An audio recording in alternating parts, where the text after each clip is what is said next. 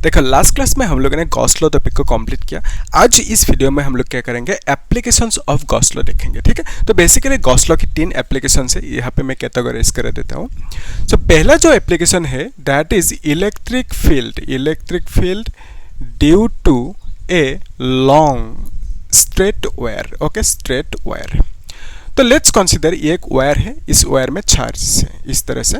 Okay, तो अगर charge होंगे तो क्या होंगे, चार्ज डेंसिटी भी होंगे। ठीक है, तो चार्ज डेंसिटी का मीनिंग क्या है कि कितना चार्ज है। ठीक है, कितना चार्ज है, अगर कितना वॉल्यूम में कितना चार्ज है, तो उस केस में हम इसे लिखेंगे वॉल्यूम चार्ज डेंसिटी। ठीक है, तो इसका सिंबल क्या है, वॉल्यूम चार्ज डेंसिटी की सिंबल है रो। ठीक है, तो इसको रो लिखेंगे और यहाँ पे चार्ज को हम लोग Q/V लिख देंगे। ठीक है, फिर अगर सपोज इस तरह से है कि कितना एरिया में कितना चार्ज है, तो उसे हम बोलेंगे एरियल चार्ज डेंसिटी यानी सरफेस चार्ज डेंसिटी कहेंगे। तो इसका सिंबल क्या है, सिग्मा। इसको भी क्या लिखेंगे, Q/area लिख देंगे। ठीक है, फिर क्या है कि अगर कितना लेंथ में कितना चार्ज है, उसे हम बोलेंगे लेंथ चार्ज डेंसिटी यानी linear charge density. Okay, linear charge density. इसका सिंबल क्या है, लैम्डा है, और यहाँ पे चार्ज को Q लिखेंगे, डिवाइडेड बाय लेंथ को L लिख देंगे। ठीक है, सो lambda is nothing but linear charge density.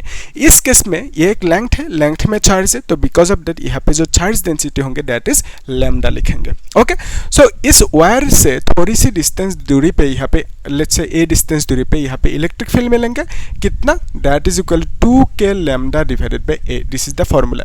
इस फॉर्मूला को हम लोगों ने पहले भी डिराइव किया था, लेकिन वहाँ पे without using Gauss law derive किया था। ठीक है, तो क्वेश्चन में एग्जाम में इस तरह से भी पूछे जा सकते हैं, मतलब कि derive the electric field due to a long straight wire without Gauss law.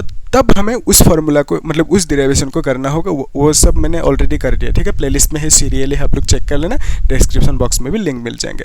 तो आज की इस वीडियो में हम लोग क्या करेंगे, एप्लीकेशन ऑफ गॉस लॉ। तो बिकॉज ऑफ दैट यहाँ पे क्या करना होगा, एग्जाम में क्वेश्चन इस तरह से देंगे कि electric field, find the electric field due to a long straight wire using Gauss law और बाय अप्लाइंग गॉस लॉ। ठीक है, तो इस तरह से दे सकते हैं। तो इस केस में जो डेंसिटी होंगे that is equal to lambda, so हम लिख सकते हैं E is equal to 2k lambda divide by, इस फॉर्मूला को हमने विदाउट गॉस लॉ डिराइव कर लिया ऑलरेडी। ठीक है, सो बेसिकली आज जो डिराइवेशन है यहाँ पे, इसमें भी यही फॉर्मूला आना चाहिए, है कि नहीं। यहाँ पे ये जो केस है, इसमें हम लोग गॉस लॉ की मदद से इसको डिराइव करेंगे। ठीक है, और देखेंगे यही फॉर्मूला आते है कि नहीं। तो जो सेकंड एप्लीकेशन है that is electric field due to a plane sheet. एक प्लेन शीट है, प्लेन चार्ज शीट एक्चुअली, अभी मैं सिंपल लिख रहा हूँ प्लेन शीट। एक प्लेन शीट है इस तरह से, यहाँ पे चार्जेस है, और इन चार्जेस की वजह से यहाँ पे हमें इलेक्ट्रिक फील्ड मिलेंगे, क्योंकि जानते हो चार्ज होने से इलेक्ट्रिक फील्ड मिलेंगे। तो यहाँ पे चार्ज है, यहाँ से थोड़ी सी डिस्टेंस दूरी पे इलेक्ट्रिक फील्ड मिलेंगे, कितना होंगे फॉर्मूला वो निकलना है। ठीक है, और एक केस है that is sphere. Okay, electric field due to sphere लिख सकते हो। ओके, सो एक स्फीयर है, स्फीयर में चार्ज है, फुटबॉल इमेजिन करो यहाँ पे, तो ये चार्ज है। ठीक है, तो इस स्फीयर की जो रेडियस होंगे इसको लेट्स से r कह दिया। सो यहाँ से r डिस्टेंस दूरी पे यानी आउटसाइड द स्फीयर हमें इलेक्ट्रिक फील्ड मिलेंगे, कितना फॉर्मूला को डिराइव करना है। फिर ऑन दी सरफेस पे कितना इलेक्ट्रिक फील्ड होंगे उसको भी डिराइव करना है। फिर इनसाइड द सरफेस यहाँ पे एक पॉइंट ले, इसमें कितना इलेक्ट्रिक फील्ड होंगे वो भी फाइंड आउट करना है। ठीक है, तो बेसिकली इसमें 3 केसेस बनेंगे जो सबसे ज़्यादा ईजी है। ठीक है, अभी देखो जो आज की डिराइवेशन है, इसमें हम लोग इसको डिराइव कर लेते हैं, electric field due to long straight wire with the help of Gauss law यानी यूजिंग गॉस लॉ। ठीक है, सो यहाँ पे हम लोग कौन सी डेंसिटी यूज करेंगे, लीनियर चार्ज डेंसिटी। ठीक है, दैट इज लैम्डा। तो लैम्डा को क्या लिखोगे, चार्ज कितना है, कितना लेंथ में। ध्यान से देखना। सो एक्चुअली आइडिया ये है कि लेट्स कंसीडर ये एक वायर है। ठीक है, ये क्या है, एक वायर है, और इस वायर में क्या है, चार्जेस है यहाँ पे, है ना। तो वायर में क्या है, चार्जेस है। अगर चार्ज होंगे तो चार्ज डेंसिटी होंगे। सो चार्ज डेंसिटी कौन सी होंगी यहाँ पे, लीनियर चार्ज डेंसिटी होंगे। Okay, so linear charge density is equal to क्या लिखोगे कि चार्ज कितना है डिवाइडेड बाय कितना लेंथ में। तो यहाँ पे लेंथ को L ले लिया। सो लीनियर चार्ज डेंसिटी को सिंबलाइज करेंगे लैम्डा से, Q डिवाइडेड बाय L, इस तरह से लिखेंगे। So from here we can write Q is equal to lambda into L। ठीक है, सो यहाँ पे हमें चार्ज की वैल्यू क्या मिला, डेंसिटी के टर्म्स पे लैम्डा इंटू L। ठीक है, इसको हम लोग बाद में यूज करेंगे। अभी देखो हमें चाहिए कि हमारी टारगेट ये है कि ये जो यहाँ पे चार्जेस है, इन चार्जेस की वजह से लेट्स से a डिस्टेंस दूरी पे इस पॉइंट पे हमें क्या मिलेंगे, इलेक्ट्रिक फील्ड मिलेंगे, कितना मिलेंगे वो फाइंड आउट करना है, ठीक है। तो इसको हमने डिराइव किया था पहले, तो वहां पे क्या मिला था, electric field that is equal to 2k lambda divide by a मिला था। तो आज भी with the help of Gauss law जो हम डिराइव करने जा रहे हैं, इस केस में भी यही फॉर्मूला आना चाहिए। तो आते हैं कि नहीं देखते हैं, ठीक है। तो ये बेसिकली हमारे टारगेट है, ठीक है। सो यहाँ पे इस पॉइंट पे इस वायर की वजह से इलेक्ट्रिक फील्ड कितना मिलेंगे, इतना सा। सो इसी को हमें डिराइव करना है। क्लियर है पॉइंट? ओके। अभी देखो, तो यहाँ पे हम लोग क्या करेंगे, इलेक्ट्रिक फील्ड निकालने के लिए इस पॉइंट पे हम लोग यूज करेंगे गॉस लॉ। तो गॉस क्या कहते हैं उसको देख लो पहले, कि according to Gauss law, according to Gauss law, according to Gauss law, Gauss law flux is equal to charge कितना एनक्लोज्ड है, चार्ज कितना एनक्लोज्ड है डिवाइडेड बाय एप्सिलॉन। क्लियर है? गॉस लॉ ने सिंपल ये कहा कि चार्ज कितना एनक्लोज्ड है डिवाइडेड बाय एप्सिलॉन। अभी एनक्लोज मतलब किसके अंदर है, किस पे एनक्लोज्ड है, तो आप क्या लिखोगे, enclosed inside the Gaussian surface. Okay, inside the Gaussian surface आप लोग ऐसे लिखना अच्छे से, गॉसियन सरफेस के अंदर कितना चार्ज एनक्लोज्ड है वो लेना होगा, डिवाइड कर दो एप्सिलॉन नॉट से। इजी। तो फ्लक्स की ये फॉर्मूला है। अभी गॉस लॉ अप्लाई करने के लिए यहाँ पे क्या कोई क्लोज सरफेस है, नहीं है।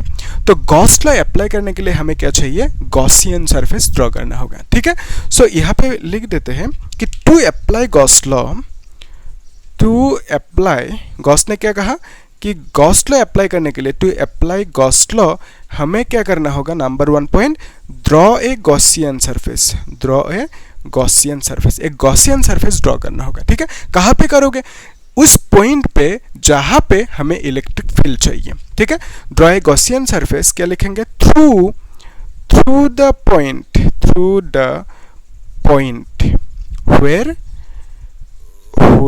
We need the electric field. आया समझ में? सो जिस पॉइंट पे हमें इलेक्ट्रिक फील्ड चाहिए उसी पॉइंट के थ्रू हमें गॉसियन सरफेस ड्रॉ करना होगा। अभी गॉसियन सरफेस किस तरह की होंगे, गॉसियन सरफेस होंगे symmetric. Okay, for class 12 symmetric ही सही है, मतलब गॉसियन सरफेस एसिमेट्रिक भी हो सकता है, लेकिन हम लोग सिमेट्रिक कंसीडर करेंगे as per your syllabus, class 12 के सिलेबस के हिसाब से, ठीक है। सो गॉसियन सरफेस सिमेट्रिक होंगे और साथ में इमेजिनरी होंगे, गॉसियन सरफेस इमेजिनरी भी होंगे, ठीक है, इमेजिन करेंगे हम लोग। क्लियर है? तो सिमेट्रिक होंगे और गॉसियन सरफेस हम लोग उस पॉइंट के थ्रू ड्रॉ करेंगे जहां पे हमें क्या चाहिए, इलेक्ट्रिक फील्ड चाहिए, ठीक है। और गॉसियन सरफेस किस तरह के होंगे, सिमेट्रिक होंगे, इमेजिनरी होंगे, ठीक है। क्लियर है? अभी देखो यहाँ पे गॉसियन सरफेस सिमेट्रिक ड्रॉ करेंगे और वो भी close surface, Gaussian surface is always close surface होंगे, ठीक है। यहाँ पे ये पॉइंट है, इसमें इलेक्ट्रिक फील्ड से, तो हम लोग क्या करेंगे, इस पॉइंट के थ्रू इस तरह से एक सिमेट्रिक गॉसियन सरफेस ड्रॉ करेंगे जो इमेजिनरी होंगे, इमेजिनरी होंगे बिकॉज ऑफ दैट हमने यहाँ पे डॉटेड लाइन ड्रॉ किया है ना, तो इमेजिनरी है डॉटेड लाइन। ओके, सो यहाँ पे हमने एक ड्रॉ किया symmetric surface which is a cylinder. Clear है? यहाँ तक इजी है। अभी ध्यान से देखो, ये जो सिलेंडर ड्रॉ किया हमने, ये सिलेंडर एक क्या हुआ, गॉसियन सरफेस हुआ। This is a Gaussian surface. Clear है? So according to Gauss law क्या है, total flux is equal to charge enclose inside the Gaussian surface divide by epsilon naught. तो अभी ध्यान से देखना, यहाँ से यहाँ तक की जो लेंथ है इसको सपोज मैंने एल कह दिया। ओके, तो एल लेंथ में कितना चार्ज है, एल लेंथ में क्यू चार्ज है बोल दिया, ठीक है। सो इतना सा एल लेंथ में टोटल चार्ज कितना है, क्यू है। ओके, सो डेंसिटी की फॉर्मूला क्या है, density is equal to charge कितना है, कितना लेंथ में। सो यहाँ से हमने Q is equal to lambda L लिख दिया। सो बेसिकली इस गॉसियन सरफेस के अंदर कितना चार्ज है, क्यू चार्ज है, और क्यू को हमने लिखा lambda L. Okay, so basically हम बोल सकते हैं इस गॉसियन सरफेस के अंदर चार्ज है लैम्डा एल। क्लियर है? इजी है। ध्यान से देखो, so according to Gauss law हम लिख सकते हैं, अकॉर्डिंग टू गॉस लॉ, क्योंकि हम लोग गॉस लॉ अप्लाई कर रहे हैं तो गॉस लॉ ने जो कहा हुआ लिखेंगे। अकॉर्डिंग टू गॉस लॉ हम लिख सकते हैं total flux phi is equal to कितना चार्ज एनक्लोज्ड है that is Q divided by epsilon naught. So Q की जगह पे हम lambda L divided by epsilon naught लिख सकते हैं, ठीक है। सो यहाँ पे according to Gauss law flux की वैल्यू क्या मिला, lambda L by epsilon naught. Okay, so यहाँ तक क्लियर है। अभी नेक्स्ट स्टेप पे आते हैं, ध्यान से देखना इसे। तो इसको हम लोग अभी थोड़ी देर बाद यूज करेंगे, और उससे पहले इसको देख लेते हैं अभी कि जो फॉर्मूला था, मेन फॉर्मूला यानी इलेक्ट्रिक फ्लक्स की मेन फॉर्मूला वो क्या था कि E vector dot A vector, ये था इलेक्ट्रिक फ्लक्स की मेन फॉर्मूला। इजी। तो यहाँ पे हम लोग क्या करेंगे, ये जो डॉट है अगर डॉट को हटाओगे डॉट प्रोडक्ट करोगे तो हमें मिलेंगे ये कॉस थीटा, सिंपल है, जानते हो, अगर क्रॉस होंगे तो ये साइन थीटा। अभी देखो इस केस में ये जो एरिया है इसके थ्रू इलेक्ट्रिक फील्ड पार होंगे, इलेक्ट्रिक फील्ड लाइंस पास होंगे। इसका मतलब आप बोल सकते हो, देखो एक्चुअली आइडिया क्या है, ये लेट्स से एक वायर है, ठीक है, वायर में चार्जेस है, तो इन चार्जेस से इलेक्ट्रिक फील्ड लाइंस निकलेंगे, है ना।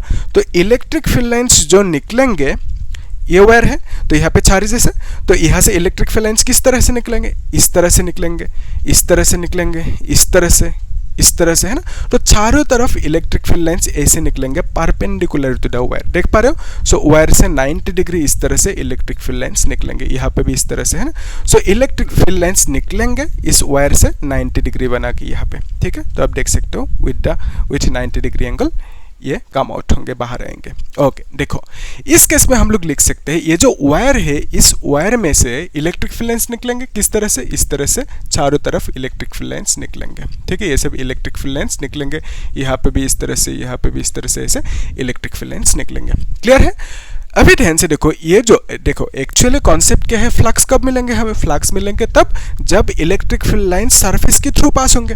तो यहाँ पे ये जो ऊपर की सरफेस है इस एरिया के थ्रू क्या इलेक्ट्रिक फ्लक्स मिलेंगे हमें, आंसर इज नो। क्यों, क्योंकि ये सब जो इलेक्ट्रिक फील्ड लाइंस है इस सरफेस से पैरेलल जा रहे, पैरेलल मतलब इस तरह से जा रहे, ठीक है। तो यहाँ पे सरफेस के थ्रू नहीं गया, सो यहाँ पे हमें फ्लक्स नहीं मिलेंगे। सो बेसिकली यहाँ पे भी इलेक्ट्रिक फील्ड लाइंस ऐसे आएंगे, तो ये जो सरफेस है ऊपर की, इस सरफेस पे हमें इलेक्ट्रिक फ्लक्स कितना मिलेंगे, 0।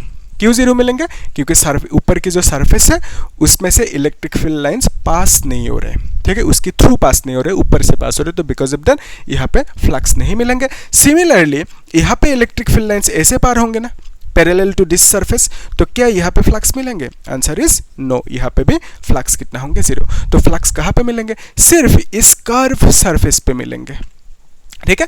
सो ये है कर्व सरफेस, तो इसके थ्रू इलेक्ट्रिक फील्ड लाइंस ऐसे निकलेंगे, ऐसे निकलेंगे, है ना, ऐसे निकलेंगे, ऐसे निकलेंगे, तो चारों तरफ इलेक्ट्रिक फील्ड लाइंस निकलेंगे इस कर्व सरफेस के थ्रू। बिकॉज ऑफ दैट हमें यहाँ पे अराउंड दिस कर्व सरफेस, या तो बोल सकते हो यहाँ पे ये जो कर्व सरफेस है यहाँ पे हमें इलेक्ट्रिक फ्लक्स मिलेंगे। क्लियर है, इजी है। सो बेसिकली सिलेंडर के केस में ऊपर की जो एरिया है, top area and bottom area, वहाँ पे फ्लक्स नहीं मिलेंगे, सिर्फ ये जो बॉडी है, बॉडी पे यानी कर्व सरफेस एरिया पे हमें फ्लक्स मिलेंगे, ठीक है। तो अभी ध्यान से देखना, हम लोग एक काम करेंगे, यहाँ पे ये जो चार्जेस है यहाँ से इलेक्ट्रिक फील्ड लाइंस ऐसे निकलेंगे, तो ये क्या निकला, इलेक्ट्रिक फील्ड लाइंस, किसके थ्रू, इस सरफेस के थ्रू, तो यहाँ पे फ्लक्स मिलेंगे। उसके लिए हम लोग क्या करेंगे, यहाँ पे एक छोटा सा एरिया इमेजिन करेंगे, ठीक है। सो इस एरिया को हमने कह दिया DA, है ना। सो इस DA एरिया के थ्रू ये इलेक्ट्रिक फील्ड लाइन पास हुआ, तो यहाँ पे हमें जो फ्लक्स मिलेंगे दैट फ्लक्स विल भी कितना होंगे, स्मॉल फ्लक्स, d5 बोलेंगे हम इसे, ठीक है। सो d5 क्यों बोला, क्योंकि स्मॉल एरिया D पे DA के थ्रू इलेक्ट्रिक फील्ड पास हुआ, बिकॉज ऑफ यहाँ पे जो फ्लक्स मिलेंगे दैट इज d5 यानी स्मॉल फ्लक्स मिलेंगे, ठीक है। सो अभी d5 निकालने के लिए जो यहाँ पे एरिया वेक्टर चाहिए होंगे, उसका एक काम कर लेते हैं। यहाँ पे देखो ये है बेसिक फार्मूला। सो अगर हमें वहाँ पे d5 स्मॉल फ्लक्स मिलेंगे तो हम लिख सकते हैं d5 is equal to E.dA।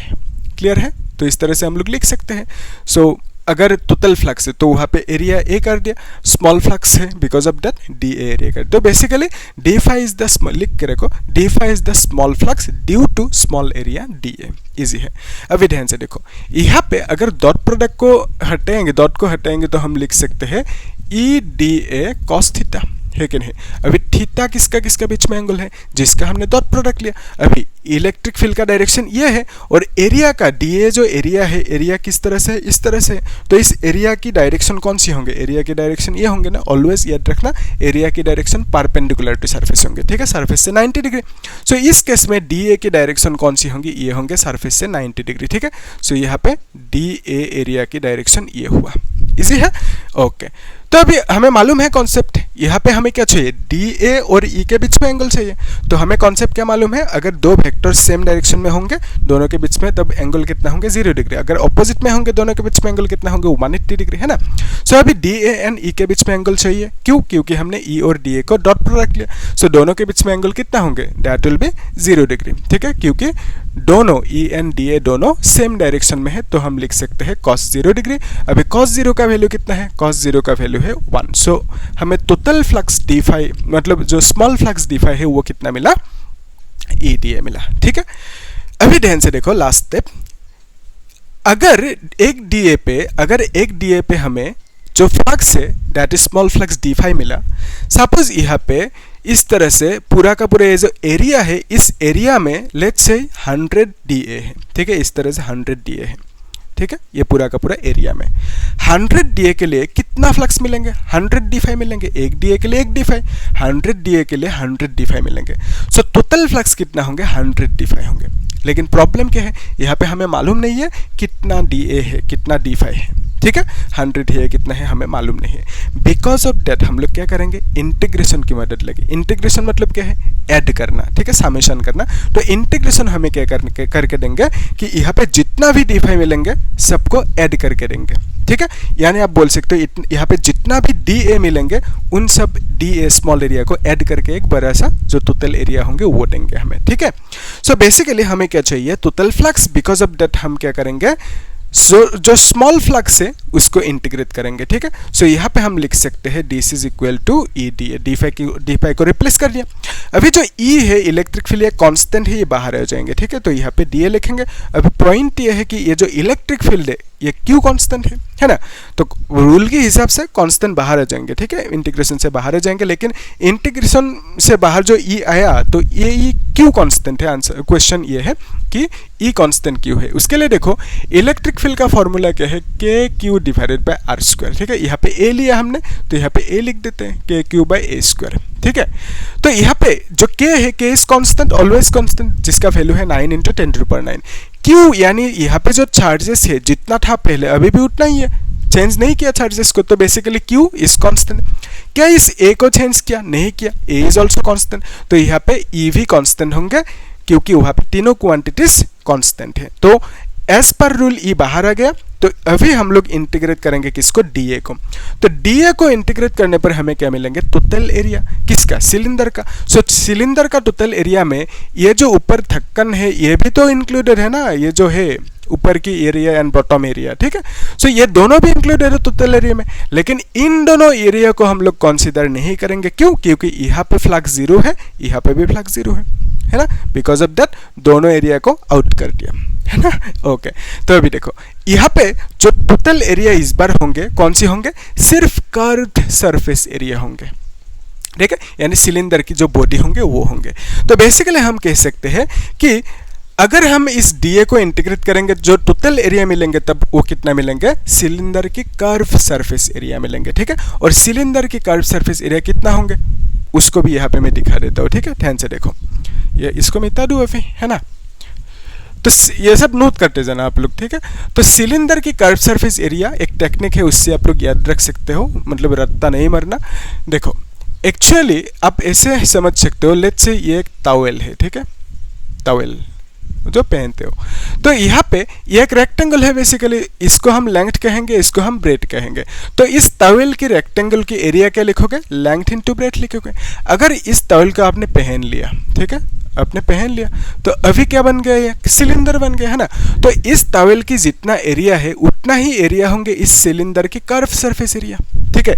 सो इसमें जो कर्व सरफेस एरिया यानी एरिया होंगे, इस एरिया की बात कर रहा हूं मैं, कर्व सरफेस एरिया यहाँ पे लिख देता हूँ, कर्व्ड सरफेस एरिया। तो इसमें ऊपर की एरिया और नीचे की एरिया इंक्लूडेड नहीं है, ठीक है। सो कर्व सरफेस एरिया कितना होंगे, इतना सा ही होंगे, यानी L इंटू बी होंगे। लेकिन इस बार यहाँ पे L कौन सी होंगी, ये L था यहाँ पे, लेकिन यहाँ पे L कौन सी होंगे, ये होंगे। And this is nothing but circumference of this circle. तो सर्कल के सर्कमफेरेंस कितना है, 2 पाई इंटू रेडियस यानी r। अगर यहाँ पे जो ये रेडियस है इसको सपोज आपने a लिया तो उस केस में यहाँ पे r की जगह पे a लिखोगे, 2 पाई a इज द जो मतलब सर्कमफेरेंस है इस सर्कल की, ठीक है। फिर ये तो एल हो गया ना, एल मतलब ये सर्कमफेरेंस, ठीक है। फिर यहाँ पे बी मतलब ये है, तो बी को हमने एल कह दिया यहाँ पे, ठीक है, क्योंकि यहाँ पे हमने बी को एल कह दिया, हाइट को एल कह दिया। सो यहाँ पे 2 पाई ए इंटू एल लिखोगे। क्लियर है? आर भी लिख सकते हो, कोई दिक्कत नहीं, जो लिखना है लिखो। यहाँ पे ए क्यों लिखा? क्योंकि हमने यहाँ पे भी ए लिया। फाइन। तो अभी ये जो सिलेंडर है, इस सिलेंडर की कर्व सरफेस एरिया कितना होंगे? That is equal to 2 pi A L, 2 pi A और यहाँ पे ये एल है। क्लियर है? इस तरह से आप लोग याद रख सकते हो। फाइन। तो अभी इस डीए को जब इंटीग्रेट करेंगे तो हमें क्या मिलेंगे? Curve surface of area of this cylinder and that is equal to 2 pi A into L लिख सकते हो। सो फ्लक्स यानी टोटल फ्लक्स का वैल्यू कितना है? This much. इजी है? ओके। अभी लास्ट स्टेप को ध्यान से देखो। ओके, तो इसमें हम लोग क्या करेंगे? हमें अभी तक कितना टोटल फ्लक्स मिला? अकॉर्डिंग टू गॉस लॉ एक फ्लक्स मिला, that is this much. Okay, और अकॉर्डिंग टू दिस फॉर्मूला हमें जो फ्लक्स मिला दैट इज इतना सा। तो हम लोग दोनों फ्लक्स को इक्वेट करेंगे अभी, ठीक है। सो तब हमें मिलेंगे, दोनों को इक्वेट करने के बाद हमें मिलेंगे 2 pi A L is equal to lambda L divided by epsilon naught, ठीक है। तो यहाँ से एल एल कैंसिल आउट होंगे, from here we can write E is equal to lambda, फिर यहाँ पे 2 पाई, फिर यहाँ पे ए है ना और यहाँ पे एप्सिलॉन नॉट है, ठीक है। तो इस तरह से रख दो, काम खत्म, ठीक है।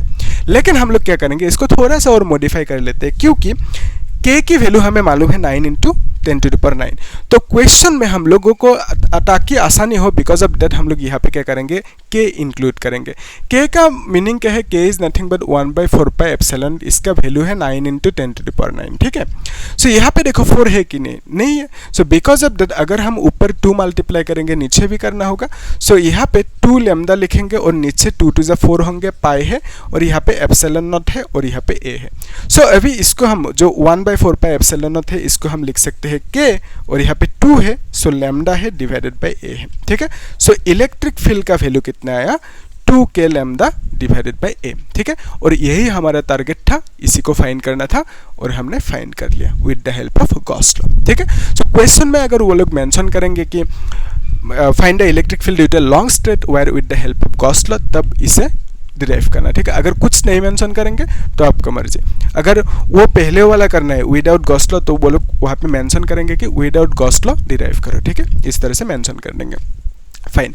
तो यहाँ तक क्लियर है, इजी है। कुछ डाउट होंगे तो बोलना मुझे कमेंट सेक्शन में। हम लोग एक काम करेंगे, नेक्स्ट क्लास में जो सेकंड डिराइवेशन है that is electric field due to plane sheet, उसे देखेंगे और फिर जो स्फेरिकल केस है उसमें भी वो देखेंगे, ठीक है। और बाकी जो हम लोग टॉपिक वाइज क्वेश्चंस कर रहे हैं, सिमिलरली यहाँ पे भी इस टॉपिक को कंप्लीट करने के बाद बोर्ड एग्जाम की PYQ JEE की प्रीवियस क्वेश्चन वो सब हम लोग सॉल्व करेंगे। आप लोग प्लेलिस्ट में देखना, वहाँ पे सीरियली है, ठीक है। तो मैंने अच्छे से प्लेलिस्ट बना दिया, वहाँ पे आप लोग देख लेना, ठीक है। और क्या करना? चैनल को सब्सक्राइब करना, शेयर करना, ठीक है। Thank you.